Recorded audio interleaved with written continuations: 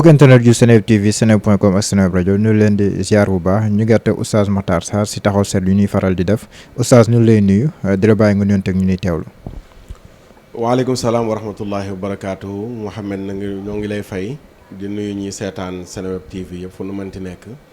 waaye di jéggalu ci baat bu xoddos bi ndax dama soj fan yi. Oustaz si ay xibaar président assemblée nationale woon na bureau bi pour suba si presse bi ñu njort ne que dinañ si waxtaanaale si proposition de loi bi nga xam te nii ay député yu assemblée nationale def nañ ko sukkandiku si liggéey bi nga xam te nii ànd sàmm jikko yi def na ko si wàllum borom ñaari tur yi en tant que ku bokk si ànd sàmm jikko yi ndax da ngay jàpp ne ab jéego la si li ngeen bëgg yéen wala ndax da ngeen di tey ba xam fi mu wànnante di mu njëkk gëtam. waaw gis nañ ko comme ni ngeen ko gisee te moom lañ doon déglu. dañu liggéey boo xam ne dox nañ ba toll foo xam ne weesu nañu wax mais ci jëf la ñu nekk. jëf ji nag mooy bi ñu wëree Sénégal ci 45 départements yi léegi 46 gaaral agenda bi nga xam ne nii mooy déroulé ci àdduna bi ba yegg ci Sénégal te Nations Unies porté ko wan ko sénégalais yi bañ gis ko gis tamit jéego yi nga xam ne nii mi ngi ciy dox ci sunu réew. ba lu mat 1 million sénégalais yu teg signé ko ci biir ñooñu kilifa yi ŋànk réew mi muy këru diine yi ci Sénégal yëpp wala këri diine ji ci Sénégal ñëpp signé ko loolu mooy liggéey bi li nga xam ne mooy li ci jiitu ñu jógee ci étape boobu noonu la jàll ci étape bu woo sénégalais yi ne leen kaay leen wane seenu mbañ ci ngóor jigéen ak leenu bëgg pour ñu criminaliser ko lan ngeen ci wane ne seen manifestation sénégalais yëpp génn ba biñ jógee ci loolu leeraloon nañ ko maag yow ci tolluwaay bi weesu jaratul dellusiwaat ci yooyu yëpp. biñ jógee ci loolu nag mooy lii nu bëgg waa réew mi ñi bañ lu bon ñëpp bëgg ko du ma ne jullit bi bàyyi catholique bi du ma ne catholique bi bàyyi kële ci bois sacré ba mais sénégalais yi rek tout court ñu bañ lu bon lii di ngóor jigéen léegi nag loo bëgg lu nekk dëkk bu nekk dafa am yoon. bëgg nañu ñu saafara ko mais nan lañ koy saafara mooy loi lañ bëgg ñu teg ko bu koy saafara bi loolu amee ñu seeti ñi seen xam-xam màcc ci wàllu loi ndax loolu du sunu domaine biñ demee ñu wan ñu ci biir constitution bi lenn loo xam ne nii mën nañ ko jël jooyanti ko mu dëppoog li nu bëgg ñu jooyantil nu loolu muy article 319 bi nga xam ne nii depuis 1966 la woon xëy na dina dugg ci biir waxtaan mi ndax am na yeneen i wax yu ciy juddu. ñu jooyanti article boobu noonu la nga xam ne moo ci leeratoon ñu leeral ko la nga xam ne moo ñu nekkoon ay daan ñu yokk ko la ci nekkoon daanu kaso wala daanu xaalis yëpp ñu yokk ko biñ paree ci loolu dafa am beneen phase boo xam ne nii Makhtar Sarr Babacar Mbuub ak ñeneen ñi nekk ci ànd sàmm jikko yi du seen domaine. mooy yëkkati loolu yóbbu ko assemblée nationale. ci la ñu wëree yan député ñoo pare pour porter lii yóbbu ko assemblée. loolu moo ci dugal turu député yi loolu dafay am solo sénégalais yu bari xam ko ndax léeg-léeg ñu mel ne yéen bu ngeen di wax ci seeni journaux ak seeni plateau da ngeen di tudd rek député yi yóbbu loi bi assemblée fàtte ne député yi du ñoom mais ñun dañ leen a yónni. ànd sàmm jikko yi ñoo am seen bëgg-bëgg wax ak ñi seen xam-xam màcc ci wàllu constitution. ñu bindal nu bëgg-bëgg boobu noonu la muy proposition de loi ki am sañ-sañu yóbbu ko fa ñaar la président ak député président projet de loi lay def député def proposition de loi loolu moo ci dugal député yi ci dugg ba tey ñu toll ci lim bu takku loolu nag bi ñu ko liggéeyee ba la 22 mooy bis bi nga xam ne ci lañ ko doon déposé ñun bi ñu ko déposé déglootuñu kenn ku dul président assemblée nationale. jamono yi ñu koy déposé wax nañ ne nekkul ci réew mi dafa tukki woon kon tey bu ñu toogee ñu gis ñu ne mi ngi am ñu muy convoqué suba ci député ci àllarba ji ngir waxtaan ak ñoom ci benn proposition de loi yaakaar nañ ne boobu la bu dul boobu it bu paree ci boobu suñ bos moom danañ ko xool incha allahu taala la ca des nag mooy la nga xam ne moo ci ëpp solo mooy càkkutéefu sénégalais yi ñu nu yabal yónni leen ñuy suñu ndaw ñu defal nu ko loolu dong la ñuy déglu di ko nekk. am na ñuy ruuma daan ne que boo leen moytul proposition de loi bi dañ koy dàq du sa àgg plénière ndax yéen loolu bokk nga seen njort. ñooñooy ñan. ñi wax loolu ñoom ñooy ñan xam nga ku nekk mën nga wax rek sa xalaatu bopp mais ñun moom li ñu fas mooy liggéey nañu ba dugal assemblée nationale léegi bal bi mi ngi ci kaw assemblée nekkul ñun ci sunu cas am na loo xam ne nii ñun munuñ ko gérer munuñ ko xam ñun liñ mënoon a xam mooy li ñu yoon may yëpp jël nañu ko ba dugal loi bi assemblée ñu defal ñu décharge wan ñu ne loi bi jot nañ ci kon ñun dégluwuñu koy wax ci plateau wala ci rajo mu naan ñu gën a jàll groupe parlementaire Benno Bokk Yaakaar ki ko jiite li mu génne wax ne fu mu toll di fi nekk mel na ni doy na sëkk soxlawul ñu siy dool leneen waaw loolu nag dana ma may ma am yaatal gu bari gu ma ci def mooy wax jooju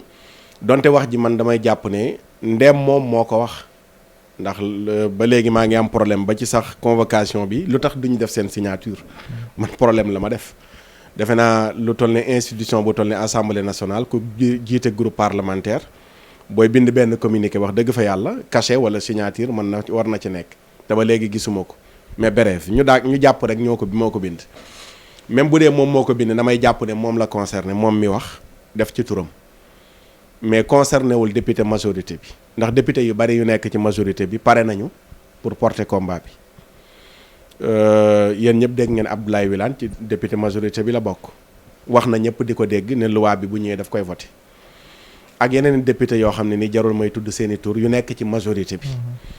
kon loolu engagé wul député majorité bi loolu mu leer tamit ci bopp sénégalais pour ñu xam ko du mbirum opposant léegi ak mbirum pouvoir non mais mbirum Sénégal assemblée bi assemblée Sénégal léegi mbirum homosexualité yàgg ngeen koo wax kilifa yi sax bu ñu demee biti réew dañuy naan Sénégal dàqul wala boog nekkul homosexualité lay bañ waaye li muy bañ mooy jëflante acte contre nature nga def ko en public loolu après dañ koy jàppee comme attentat à la pudeur ndax loolu yéen daf leen di gën a conforter ne que loi bii ni lu yell la mu dugg ci suñu code pénal ngir ñu gën koo mën a leeral waaw loolu yow xëy na jiitu nga ma sama tontu bi kon yow tontu nga sama laaj bi mooy wane nga ne kon loi buy tere ngóor jigéen amul Sénégal vidéo bi bu laajee ñu teg ko nii ñu teg ko ngeen dégg ko bu laajee it après ngeen monté ko dugal ko c'est important. Avait accepté la majorité. Seules 28 recommandations sur ce total-là ont été notées. Mais ces 28-là ne concernent pas seulement les personnes, l'homosexualité, mais ça concernait certaines dispositions relatives au code de la famille, aux droits des femmes, à l'autorité parentale. Donc pour revenir sur votre question spécifiquement, je voulais juste préciser que la loi sénégalaise n'interdit pas en tant que telle l'homosexualité. La loi ne parle pas d'homosexualité. Ce qui est interdit et réprimé, c'est les actes contre nature. Et actes contre nature commis en public. Parce que si ces actes sont commis en public, ils sont considérés comme des attentats à la pudeur. Ce qui veut dire qu'au Sénégal, il ne s'agit pas de persécuter les personnes homosexuelles dans leur intimité, dans leur vie privée, dans leur maison. Non. C'est des actes contre nature commis en public qui sont interdits et réprimés. Et je reviens à ce... loolu benn la ndaw si mi ngi waxee lii ci EPU bu 2018 bi Sénégal teew fële ca Nations Unies wala bi mu teew fële ca Genève ca Suisse kii Madior Fall la. La loi n'interdit pas la liberté d'orientation sexuelle, mais plutôt les actes contre nature ou impudiques qui, de par leur publicité, s'assimilent à un outrage public à la pudeur. Au demeurant, le Sénégal est un pays tolérant, respectueux des droits humains, mais n'est pas encore prêt à légaliser l'homosexualité. D'accord léegi lii mooy discours bi ca Nations Unies maanaam discours officiel te ñu teg ko ñoom ci fu wóor mooy loi Sénégal terewul ngóor jigéen li defe naa nekkul lu ñuy discuter ci li mu tere lan la mooy acte contre nature kon acte contre nature considéré wul góor jigéen homosexualité Sénégal pareegul pour dépénaliser. am na lu jàpp ne mi ngi ci biir. waaw am na ñu jàpp bokkul ak discours officiel bi ak doxalin officiel. xam nga interprétation. lañ bëgg mu jeex. ñun li ñu yóbbu assemblée bu jàllee amatul naan nii lañ koy déggee na leen lañ koy dégg acte contre nature mais mën na nekk loo xam ne tey ngóor jigéen mais am na koo xam ne jàppewu ko mu nekk contre nature dafa naturel kon nekkatul contre nature kon acte moom bi muy posé nekkatul boo xam ne nii bu naturel la mais acte bu naturel la kon acte contre nature mënatu koo daaneel loi bi ñu koy voté depuis 1966 la woon loi bi article 319 bi depuis 1966 Mouhamed Diallo loi bu ñu voté 1966 mën na àtte 2021 ak diggante bi li fi dooleeku yëpp ak li fi xew jamono yi ñuy voté loi bi considéré woon na homosexualité àtte woon na ko jamono yooyu mais jamonoog ni muy doxee Nations Unies ni ñuy soppee seen doxalin yi ñuy jógee ci droit de l'homme ñëw ci nouveau droit ak yi nga xam ne moo ci dolleeku ba ñuy jógee jëlee homosexualité ci feebar indi ko léegi ci li nga xam ne mooy ay àq ak yelleef loi bi mënatul a àtte wala muy dugal moom acte contre nature homosexualité ndax démb ca France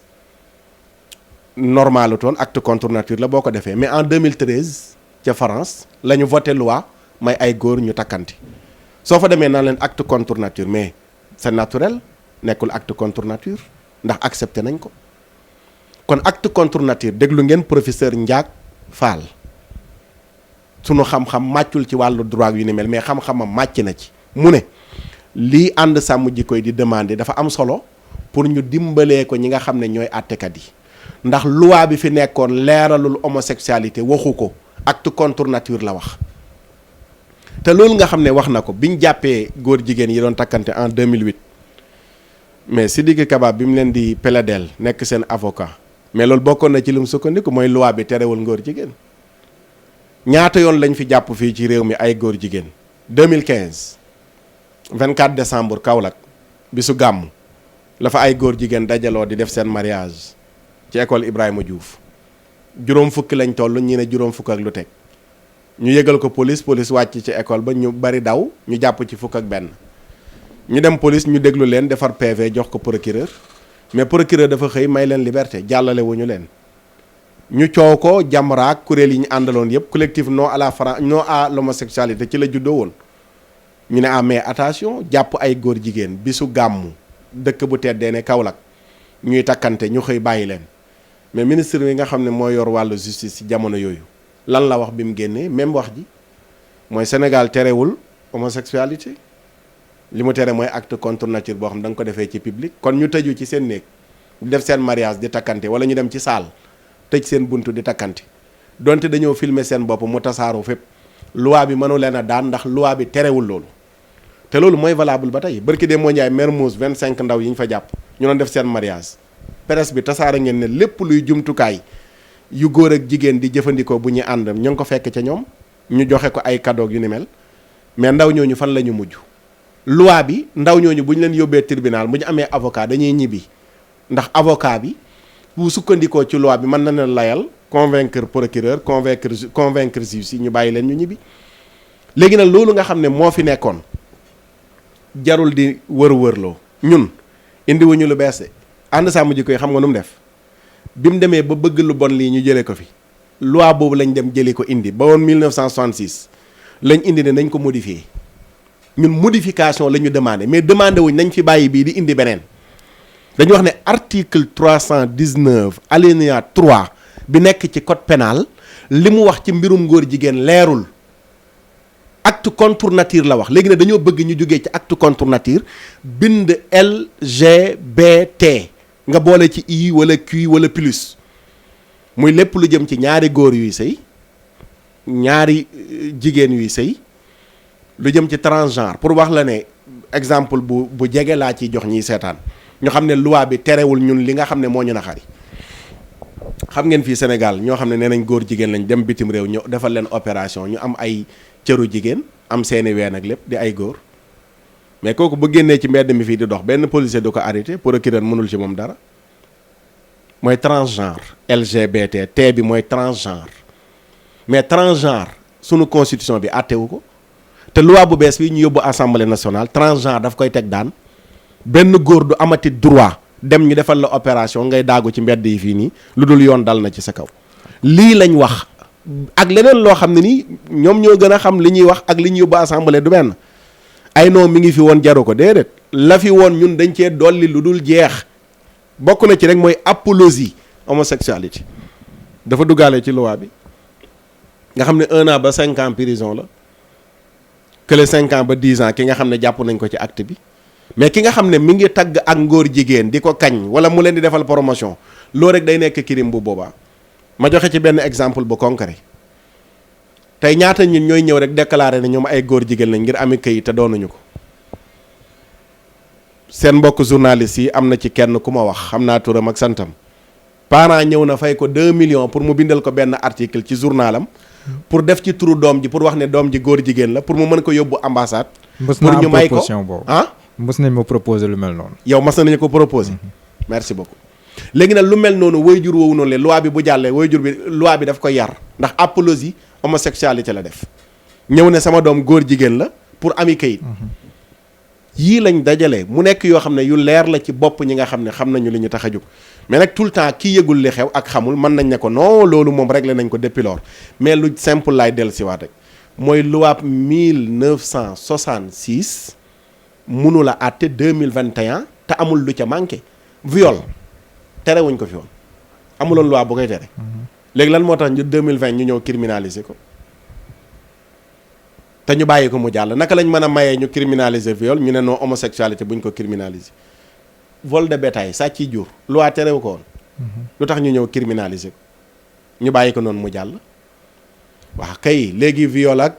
lu jëm ci wàllu sàcc jur ak yooyu Nations Unies moom tegewaatu ci benn xuppaate waaye nag homosexualité moom Nations Unies daf ci teg ay xuppaate ne dépénaliser lañ ko ñun jamono yi ñuy wax nañ criminaliser ca wet ga waa ànd yàq jikko yi ñaar ñi dong ñoo fi nekk wax naa ko ànd sàmm jikko yi ak ànd yàq jikko yi waa ànd yàq jikko yi ña ngay xeex di def seen combat pour ñu dépénaliser ngóor jigéen waa ànd sàmm jikko yi ne nañ criminaliser ngóor jigéen léegi nag ñaari kuréel yooyu doo nga fi nekk ku bokkul ci ànd yàq jikko yi bokk ci ànd sàmm jikko yi te ànd sàmm jikko yi nag mooy dañu wax ne sunu réew yu bon yu bari mi ngi fi mais nag dafa am loo xam ne ni future génération bi bu ñu ñagul sunuy loi aar leen sunu réew dana xëy réew mu mag ñu baax ñu tedd ñi tëdd ay góor jigéen di dox ci kaw suuf si di fóonante kenn du ci mën dara. d'accord loolu la ñuy bañ mu am ci sunu réew. Oustaz